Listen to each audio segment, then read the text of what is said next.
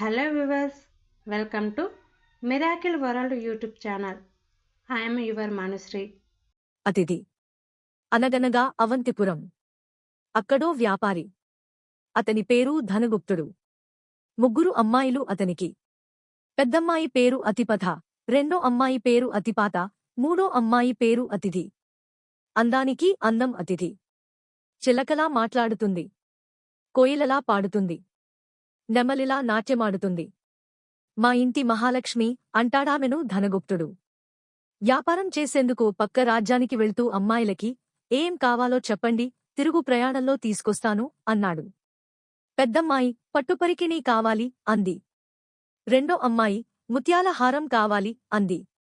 మూడోది అతిథి ఏం కావాలో చెప్పలేదు. ఆలోచించసాగింది. చెప్పమ్మా, ఏం కావాలి అడిగాడు ధనగుప్తుడు. అతిథి గులాబీ కావాలి. నా కోసమే పూచినట్టుగా ప్రత్యేకంగా ఉండాలి. ఉంటే తీసుకురా అంది. తప్పకుండా అని కూతురు నుదుటన ముద్దుపెట్టి బయల్దేరాడు ధనగుప్తుడు. వ్యాపారం పూర్తయింది. అతిపథ కోరినట్టుగా పట్టుపరికిణీ కొన్నాడు. అతిపాత కోరినట్టుగా ముత్యాలహారం కొన్నాడు. అతిథి కోరిన గులాబీ మాత్రం దొరకలేదు. ఆ గులాబీని వెతుకుతూ ముందుకు ప్రయాణించాడు ధనగుప్తుడు. గుర్రం మీద బయల్దేరాడు. చీకటి పడుతోంది. అయినా ప్రయాణాన్ని ఆపలేదు. ఇంతలో ఒక్కసారిగా వాతావరణం మారిపోయింది. గాలివాన పుంజుకుంది. మెరుపు మెరిసింది.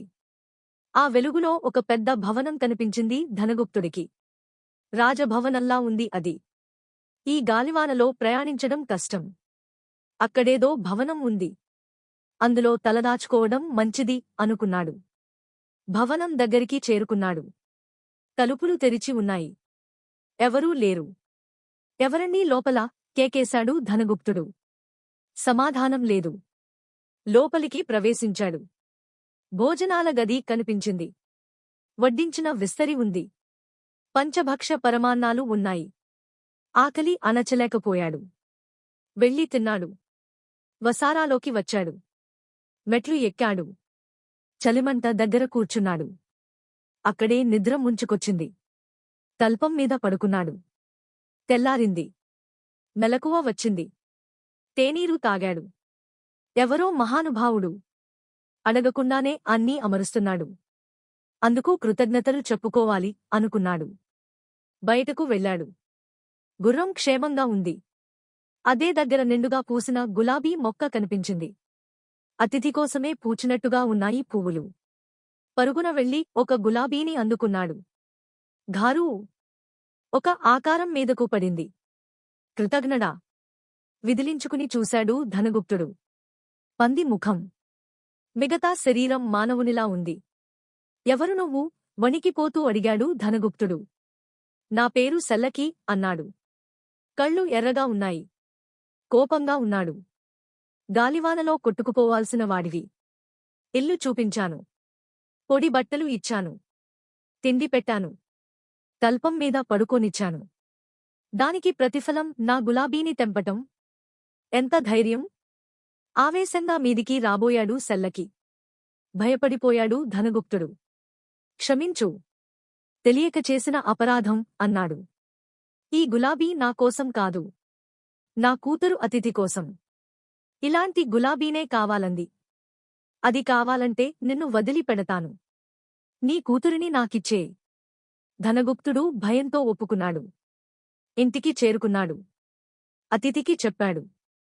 నాన్నా, మీరు బలిచేసింది లేదు. మీ మాట మీరు నిలబెట్టుకోండి. నన్ను తీసుకెళ్ళండి అంది అతిథి. సెల్లకిని చూసి భయపడింది అతిథి. నాకిప్పుడేం భయం లేదు అంది తండ్రికి. తండ్రి కళ్ళు చెమర్చిపోయాయి. తండ్రిని దీవించి పంపించాడు సెల్లకి. రోజులు గడిచాయి. అతిథి సెల్లకి మధ్య స్నేహం పెరిగింది. ఒకరోజు సెల్లకి నన్ను పెళ్లి చేసుకుంటావా? చెమటలు పట్టాయి అతిథికి. ఇంకా ఆలోచించాలి అంది. సెల్లకి ఒక అద్దాన్ని ఇచ్చాడు. మాయా దర్పణం. ఇందులో నీకేం కావాలంటే అది కనిపిస్తుంది. తండ్రిని, అక్కలను చూసింది అతిథి. ఆనందించింది.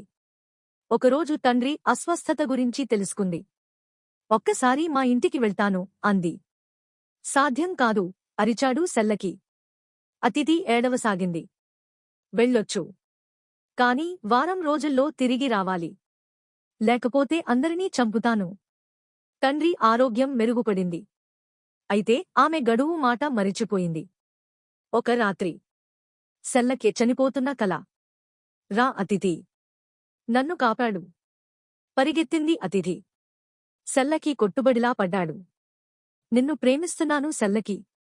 మాయమైంది శాపం. సెల్లకి ఒక అందమైన రాజకుమారుడిగా మారాడు. సెల్లకి అతిథి కలిసిపోయారు. అంతలోనే ఆ భవనం ఓ మహలుగా మారింది. ఆ ఇద్దరూ ఆనందంగా జీవించారు. For more videos, please like, share and subscribe to my channel and press the bell icon.